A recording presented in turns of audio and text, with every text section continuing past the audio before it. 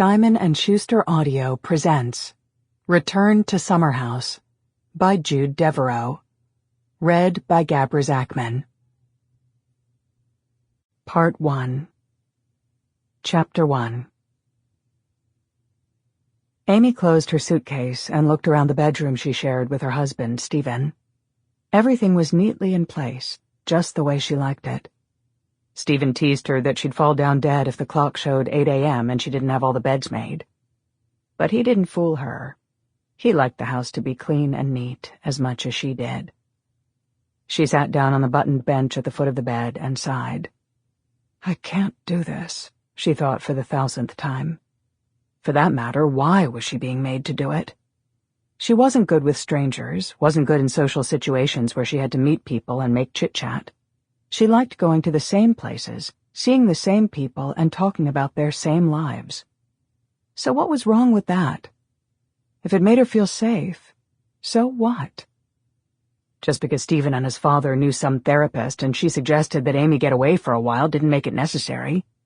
Besides, what gave that woman the right to tell other people what they should do with their lives? You have on your sulky face again, Stephen said from the doorway. It flashed through her mind that this was her last chance to show her husband how much she hated being sent away, so she tried to keep her look of anguish. But it didn't work. He was leaning against the doorway, wearing dark gray trousers and a crisp white shirt. Sunlight was coming in from the window across the stairs behind him, making the light hit his dark blonde hair in a way that made a halo around his head. When he smiled, his blue eyes seemed to emit starlight. She could feel her body growing limp. Don't give me that look, he said. The kids are downstairs diving into their Fruit Loops, and we don't have time to. He gave a little one-sided grin and nodded toward the bed. It took Amy 3 whole seconds to react. You gave them Fruit Loops? Do you know what's in that stuff? Sugar.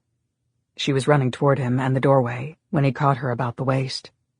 That got you out of your stupor, he said, pulling her to him. They're not eating anything illegal. He nuzzled his face in her neck. They're having one of those sawdust cereals you buy for them. She pushed away and glared at him. But I bet that the minute I'm out of here, you'll let them have everything they want. Why not? Stephen said, smiling, still holding on to her. I'll be the good guy, and you'll be the dictator. She twisted out of his grip. That's not funny. He dropped his hands to his sides, and his face became serious.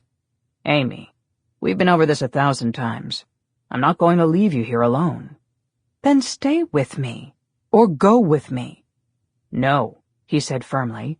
I promised the boys this camping trip, and I'm— Sample complete.